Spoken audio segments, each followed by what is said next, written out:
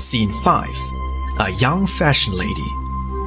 August 6, 1847. Jesus Christ reveals through 𝗍𝘂𝘆𝗆. Beyond the Threshold. Deathbed Scenes. Here follows another early death, that of a young lady of fashion, who during a ball indulged too much in dancing with a view to securing a young and rich bridegroom. Instead, she only gained an early death. A young, physically very attractive girl of 19 years was invited to attend a grand society ball, which invitation she gladly accepted, with the permission of her parents.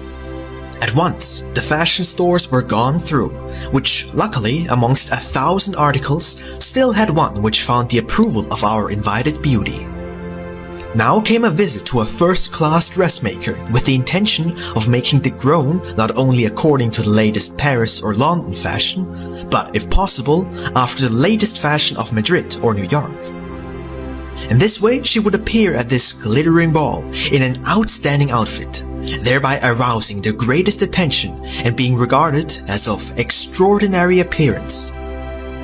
The dressmaker, knowing his client and the dozens of capricious ideas cropping up on such occasions, was in quite a bit of trepidation on account of this order. Therefore, he did his utmost and actually made a masterpiece of a ball gown to the fullest satisfaction of his client, for the gown could be worn without a corset. However, the many fine elastic bands could compress the body to such an extent that our heroine's waist became thinner than her round neck. This gown, according to the New York fashion, was actually the cause of her early and very sudden demise. For, being the beauty queen of the ball, she danced with a young, rich dandy who suited her fancy. So much so that a large blood vessel in her compressed lungs burst. Owing to the enormous loss of blood, she was dead in a few minutes. When she broke down on the dance floor and a stream of blood gushed from her rosy mouth, to the horror of all girls and ladies who were also tightly corseted, her parents, relatives and doctors came running, undressed her, poured icy cold water onto her and gave her medicine, which she, being totally dead, could no longer take. Everybody wept and lamented loudly. The parents and the attentive dandy of a lover tore their hair in despair. Some cursed such a fate, others again pitied the unfortunate one. Many left the dance hall, carrying a reminder home, but of course not much better than the sparrows that are scattered by a shot from the roof. In this case, we shall not see much that is of interest in the spirit world.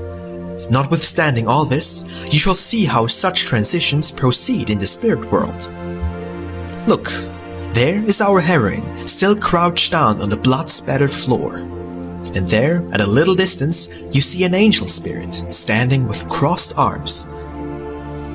His countenance shows dejection, meaning a kind of sadness, which such a guardian spirit feels in cases of extreme human folly, where he can no longer help the people with his loving care. What will this mourning angel be doing here?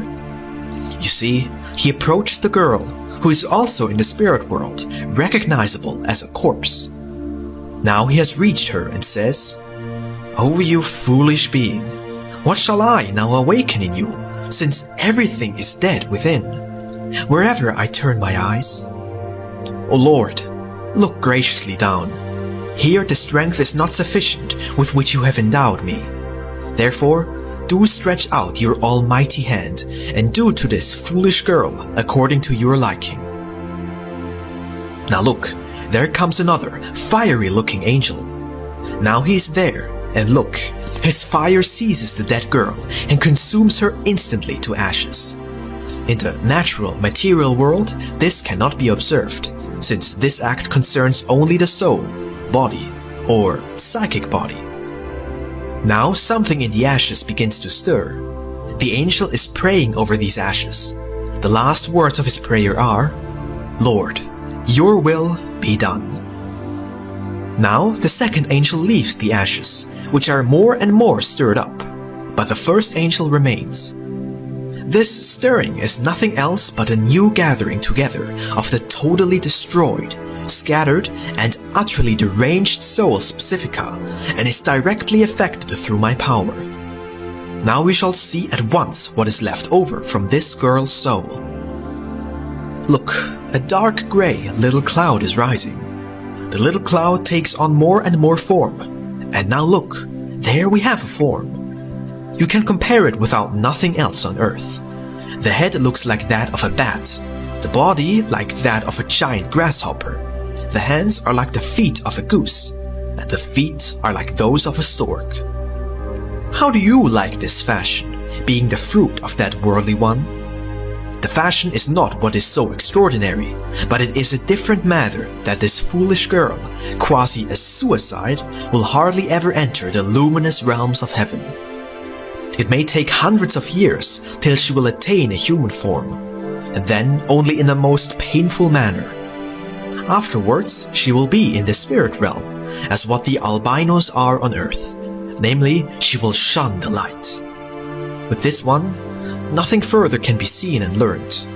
So, another example next.